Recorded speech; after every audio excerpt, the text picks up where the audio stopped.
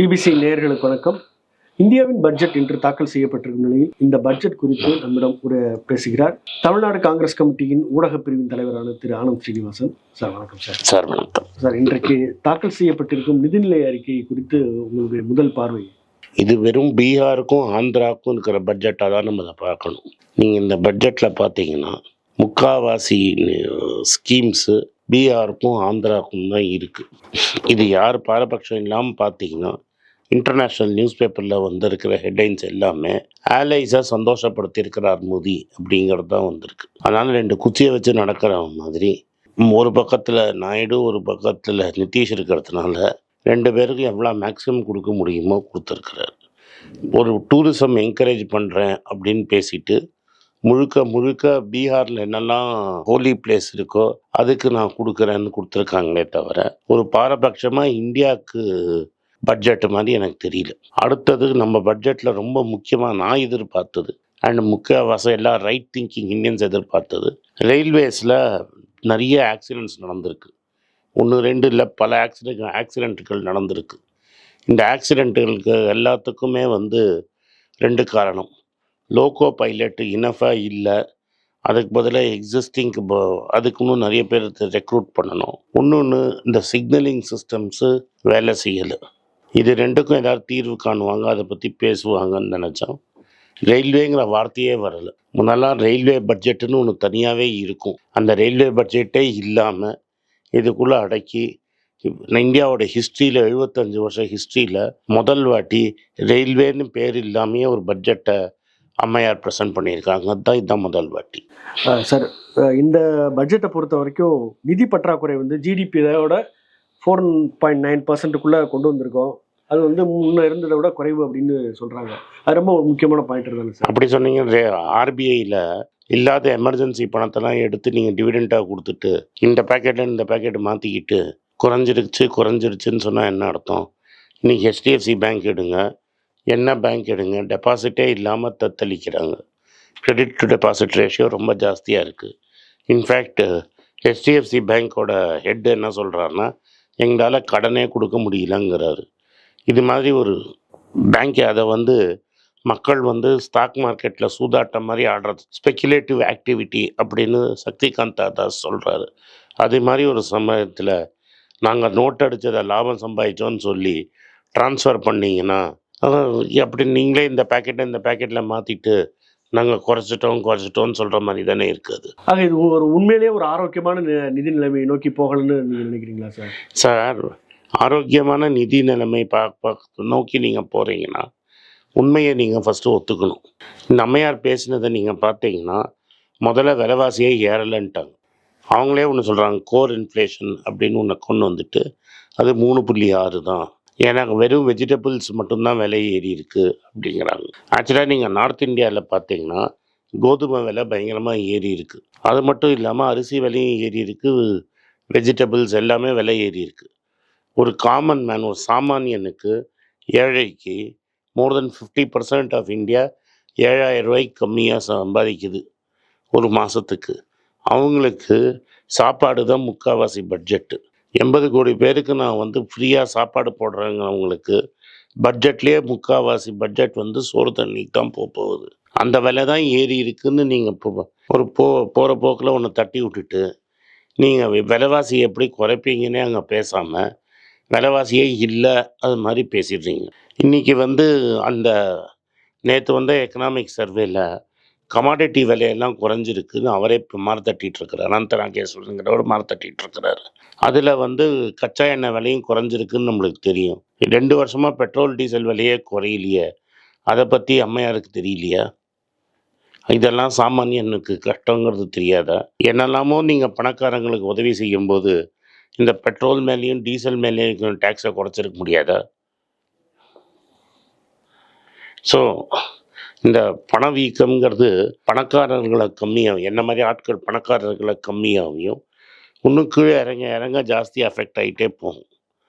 ஆனால் நீங்கள் எல்லாத்தையும் அதை அப்படியே ஒரு விஷயம் இருக்கிறதாவே இல்லாமல் நீங்கள் தாண்டி போயிட்டீங்க. வேலை வாய்ப்பு இல்லைங்கிறத ராகுல் காந்தி, எங்கள் தலைவர் ராகுல் காந்தியோட ஸ்கீமை, நியாயப்பத்திரத்தில் இருந்த ஸ்கீமை ஒரு அரைகுறையாக அரைமனதாக காப்பி அடிச்சிருக்கீங்க. ராகுல் காந்தி என்ன சொல்கிறார், அதை சட்டமாக பாஸ் பண்ணுங்கங்கிறார். நேஷ்னல் அப்ரெண்டிஸ் ஆக்ட் அப்படின்னு பாஸ் பண்ணுங்க. யார் வேணால் போய் அந்த வேலையை கேட்டு வாங்கிக்கலாம். இப்போ எங்களோட மகாத்மா காந்தி நாங்கள் கொண்டு வந்த மன்ரேகா ஆக்டில் யார் வேணால் பதிவு பண்ணலாம் அந்த 100 நாள் வேலை வாய்ப்பு திட்டத்துக்கு. எங்கள் அப்ரெண்டிஸ் ஆக்டில் 1 வருஷத்துக்கு யார் வேணால் போய் பதிவு பண்ணலாம். நாங்கள் வந்திருந்தா என்ன பண்ணியிருப்போங்கிறதுல 1 வருஷத்துக்கு நீங்கள் போய் பதிவு பண்ணிக்கலாம். எனக்கு வேலை வேணும்னா ஒரு கார்ப்பரேட் கம்பெனி எனக்கு வேலை கொடுத்து தான் ஆகணும். அதுக்கு சர்க்கார் ஒரு மாதத்துக்கு 8500 ரூபா கொடுக்குன்னு தான் எங்களோட ப்ரப்போசல். அப்போ நீங்கள் வேலை வாய்ப்பே இல்லைங்கிறது உண்மையாக இருக்கிறதுன்னு உங்களுக்கு தெரிஞ்சதுனால நீங்கள் அதை எப்படி மாற்றிருக்கீங்க? 5 வருஷத்தில் 1 கோடி பேருக்கு எவ்வளோ? 5 வருஷத்துல 1 கோடி 5 வருஷத்தில் 1 கோடி பேருக்கு 20 லட்சம் பேர். அப்படின்னு நீங்கள் நினைக்கிறீங்க? அப்படி சொல்லவங்க 5 வருஷத்தில் 1 கோடி பேர் தான் சொல்லியிருக்காங்க. அவங்களுக்கு மாதம் 5000 ரூபா கொடுப்போம் அப்படின்னு சொல்கிறாங்க. அப்போ நீங்கள் என்ன சொன்னீங்க? அரை மணி தான் வேலை வாய்ப்பு இல்லைன்னு ஒத்துக்கிறீங்க. அதுக்கு ஒரு தீர்வு காண்றதுக்கு பணக்காரர்களுக்கு சாதகமாக எவ்வளவோ நீங்கள் செய்யறச்ச இதை ஒரு சட்டமாக பாஸ் பண்ணால் என்ன? அந்த சட்டம் பாஸ் பண்ணணுன்னு கூட உங்களுக்கு மனசு வரலங்கிறது தான் பொருள். காப்பி அடித்தவங்க கூட கரெக்டாக காப்பி அடிக்கணும்ல. எக்ஸாமில் பக்கத்து பேப்பரில் உட்காந்து நம்ம காப்பி அடித்தோன்னு வைங்க, ஒழுங்காக காப்பி அடிக்கணும். ஆனால் அவன் புத்திசாலியாக இருக்கிறானே பார்த்து எழுதுவோங்கிறச்ச கூட ஐயோ அவன் இவ்வளோ நல்லா எழுதியிருக்கிறானே முழுசாக காப்பி அடித்தா பேர் நம்மளுக்கு வராதுன்னு அரை குறையாக காப்பி அடிச்சிங்கன்னா ஸோ முழு கிணறு தாண்டாமல் அரை கிணறு தாண்ட முடியுமா? கீழே தான் கிணத்துல தான் விழும். அது மாதிரி அரைக்கிணறுல போகிற ஸ்கீம் தான் இது. உங்களுக்கு முழு மனசாக ஒரு சட்டம் பாஸ் பண்ணாங்க. நாங்கள் மன்ரேகான்னு ஒரு சட்டம் பாஸ் பண்ணோம். நீங்கள் நேஷ்னல் அப்ரெண்டிஸ் ஆக்ட்னு ஒரு சட்டத்தை பாஸ் பண்ணுங்கள். நேஷ்னல் அப்ரெண்டிஸ் ஆக்ட் சட்டத்தை பாஸ் பண்ணி எந்த இளைஞனுக்கு வேணால் அந்த ரைட் இருக்குது. எவ்வளோ பேர் 8500 ரூபா வேலைக்காக போகிறான்? ஒரு பெரிய கார்ப்பரேட்டில் போய் ஏதாவது தொழில் கற்றுக்கணுங்கிறவன் தான் போவான். அந்த மனசு கூட வரலையே. அதில் கூட ட்ரைனிங் கொடுக்கறத கார்ப்பரேட் அவங்களோட சிஎஸ்ஆர் ஃபண்ட்ஸ்லேருந்து பண்ணணுன்னு தான் சொல்லியிருக்காங்க. அதை ஒழுங்காக ஒரு சட்டமாக போடலையே. ஒரு ஸ்கீமுன்னு சொல்லியிருக்கீங்க. ஸ்கீமில் பணம் இல்லைன்ட்டா இப்போ மன்ரேகா பணத்தையே நீங்கள் கோர்ட்லேயே ஒத்துட்ருக்காங்க. அம்மையார் பல மடங்கு நான் கொடுக்க போகிறது இல்லைன்னு, கொடுக்கல, டிலே ஆகிருக்குன்னு. ஸோ இதை கொடுப்பாங்களா கொடுக்க மாட்டாங்களா? 1 வருஷத்துக்கு எவ்வளோ அலாட் பண்ணுறாங்க? அது மாதிரி இல்லை, ஒரு ரைட் உரிமையே இல்லையே. ராகுல் காந்தி சொன்னது ஒரு உரிமை, இது ஒரு வேலை இல்லாதவனுக்கு ஒரு ரைட்டுன்னு சொன்னார்.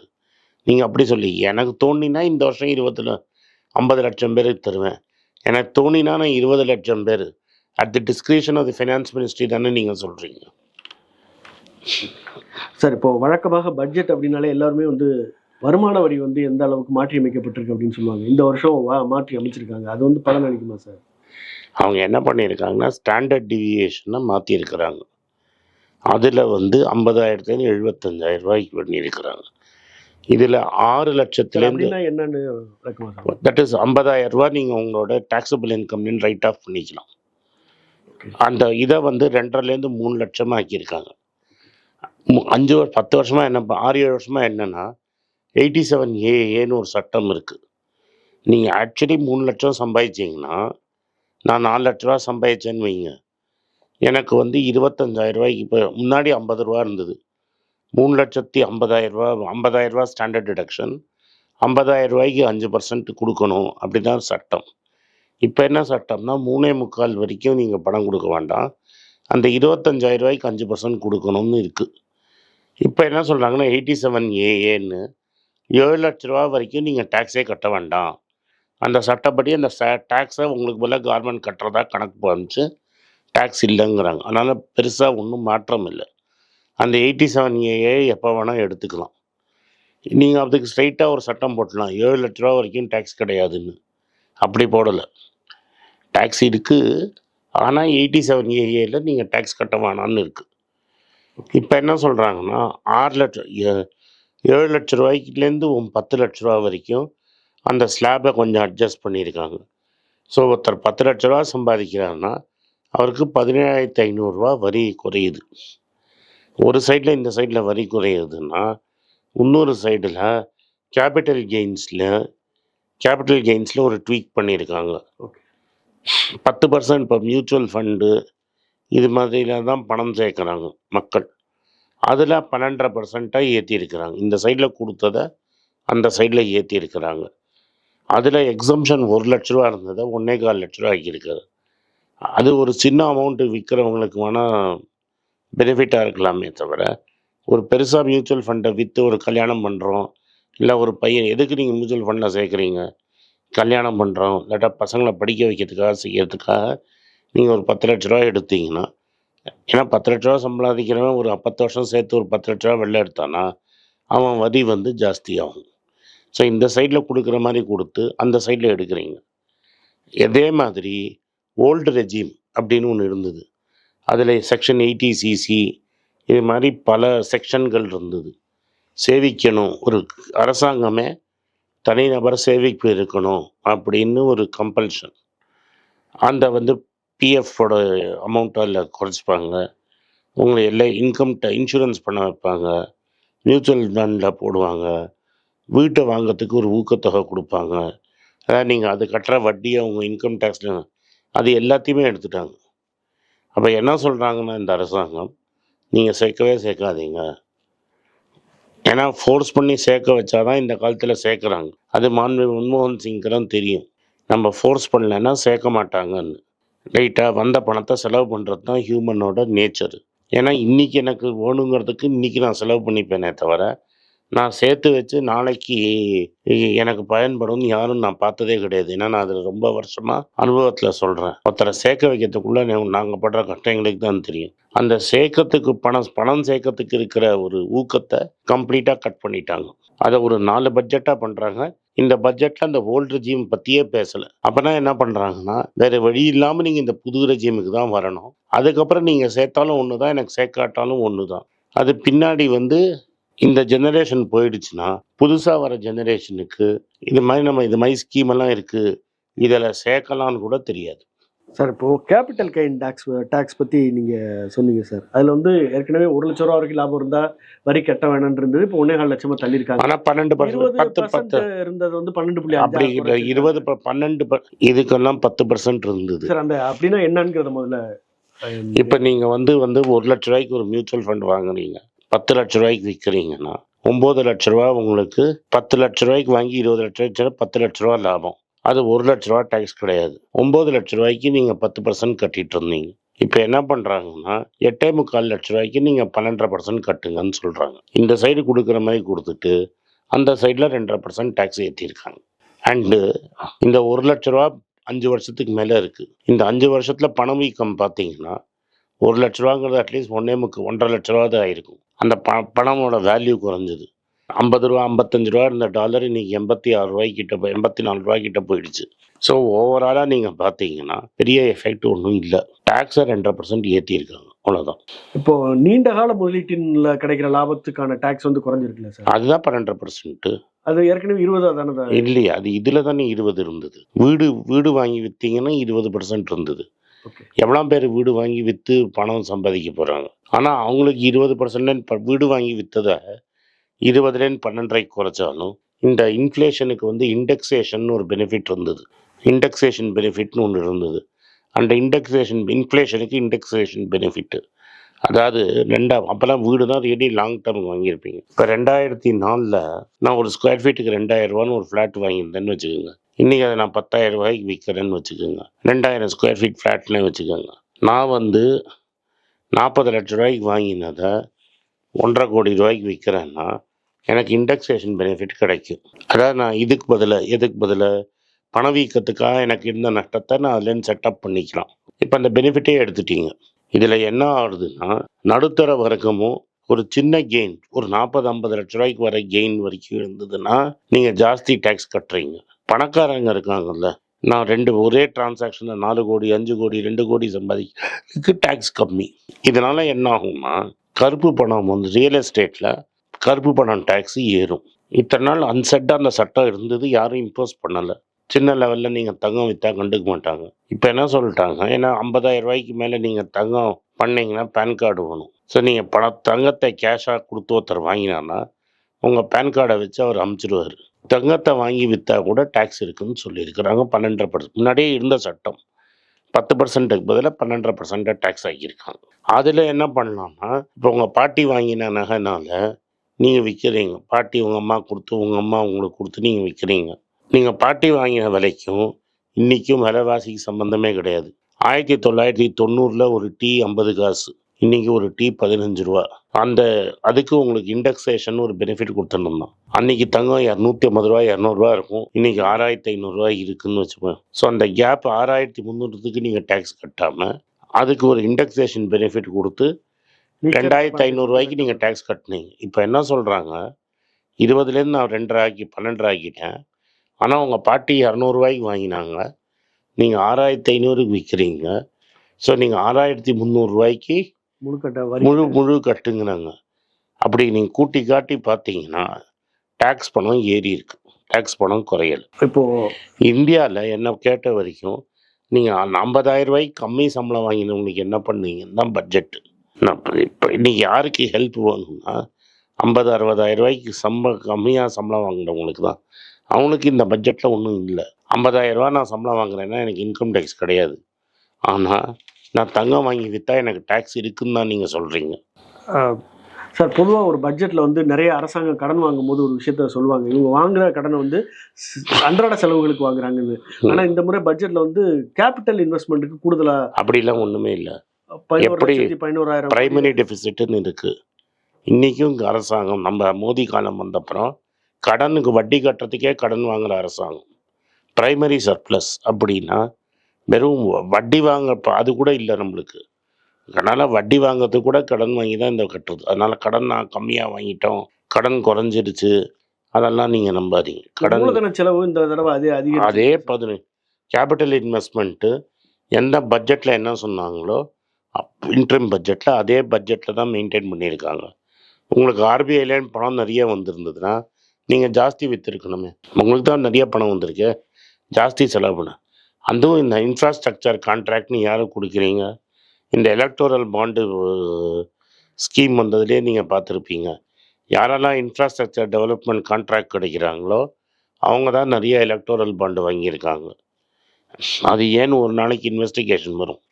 இந்த அரசாங்கம் போகும், இன்னொரு அரசாங்கம் வரும், அதை இன்வெஸ்டிகேட் பண்ணால் விட மாட்டாங்க. பட் பேசிக்லி என்னென்னா உங்கள் கார்ப்பரேட் நம்பர்களுக்கு கொடுக்குற கான்ட்ராக்ட் ஏறி இருக்குது.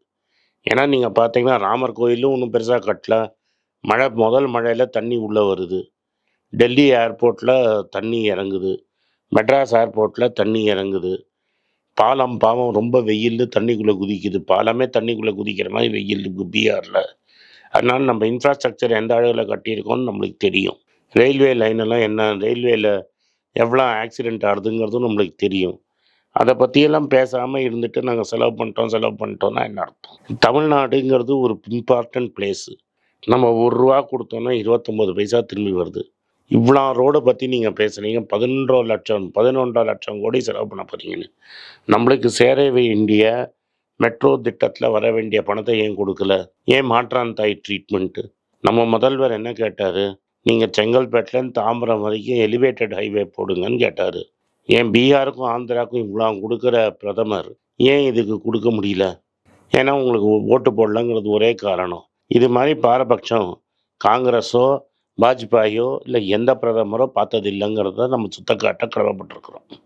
அது அந்த பங்குச்சந்தை எடுத்துக்கிட்டால் இப்போ கடந்த சில ஆண்டுகள் வந்து இந்த ஃபியூச்சர்ஸ் அண்ட் ஆப்ஷன்ஸில் முதலீடு பண்ணுறது அப்படிங்கிறது நிறைய அதிகரிச்சிருக்கு. ஸோ அதனால் நிறைய பேர் பாதிக்கப்படுறாங்க. அப்படிங்கிற காரணத்தால் அந்த வட்டி அதுக்கான கட்டணத்தை வந்து பாருங்க. நீங்கள் வந்து எதுக்கு நல்ல குணம்னு சொல்லணும்னு சூதாட்டி நீங்கள் கெட்டு போகிறீங்க, இன்னும் கொஞ்சம் சூதாடுங்க, சூதாடுறதுக்கு முன்னாடி எனக்கு ஃபீஸை ஜாஸ்தி கொடுங்க. அந்த ரீட்டைல் வந்து அப்படி இல்லை, சூதாட்டே பேன் பண்ணிடலாம்ல. நான் சொல்லலை, நம்ம சக்திகாந்த் அதான் சொல்கிறாரு. சூதாட்டம் ஜாஸ்தி ஆனதுனால தான் பேங்க்கில் பணம் போட மாட்டேங்கிறாங்கன்னு செபியும் சொல்லுது, ரிசர்வ் பேங்க்கும் சொல்லுது. டேக்கன்னா சூதாட்டம் ஆடாதன்னு சொல்லுவியா? நீ சூதாட்டிக்கோ பரவாயில்ல, 1 ரூபாய்க்கு பதில் 2 ரூபாவை எனக்கு ஃபீஸ் கொடுத்துட்டு சூதாட்டம் ஆடுக்கிற, அதனால அது குறையாதுன்னு கருது. எப்படி கொண்டு சூதாட்டம் குறையிறவனுக்கு நீங்கள் 10 ரூபா ஃபீஸுக்கு பதில் 20 ரூபா ஃபீஸ் போட்டதுனால சூதாட்டம் குறையுவானா? எப்படியும் அந்த கடன் வாங்கி தான் சூதாடுறான். இன்னும் கொஞ்சம் ஜாஸ்தி சூதாடி வாங்குவாங்க, போன வருஷம் மட்டும் கவர்மெண்ட்டுக்கு அதில் 15 சூதாட்டத்துலேன்னு வந்தது 15,000 கோடி வருமானம். இந்த வாட்டி கொஞ்சம் ஜாஸ்தி வருமானம், அவ்வளோதான். அது குறையாது சார். எப்படி குறையும்? கட்டணம் கூட இருக்கணும். அதெல்லாம் குறையும். அது எப்படி குறையும்? இப்போ டாஸ்மாகில் வந்து குடிக்கிறது குறைஞ்சி போச்சா ரேட்டு ஏறினதுனால? எப்படி குறையும்? அப்ப இந்த கட்டண அதிகரிப்போட நோக்கம் வருவாயை அதிகரிக்கிறது. அவ்வளோதான். அது அவ்வளோதான். வேற ஒன்றும் இதை குறைக்கலாம்னு நோக்கம் இருந்தால் நீங்கள் 1 கோடி ரூபா பணம் இருக்கிறவன் தான் சூதாடலாம்னு போடலாம்ல. நீங்கள் என்ன சொல்லலாம், உங்கள்கிட்ட பேங்க்கில் 1 கோடி ரூபா இருந்தால் நீங்கள் சூதாடலாம் அப்படின்னு சொல்லாமே. வாங்க கடையை திறந்து வச்சுருக்கேன், யார் வேணால் சூதாடுங்க, 2000 ரூபா கொடுத்தா சூதாடுன்னு தானே எல்லா புரோக்கரும் சொல்கிறான்.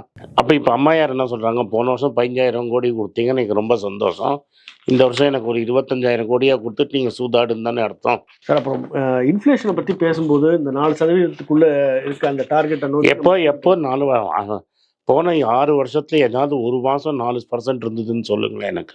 சார் அந்த core inflation. Core inflation sir, நான் திரும்பி கேட்குறேன்.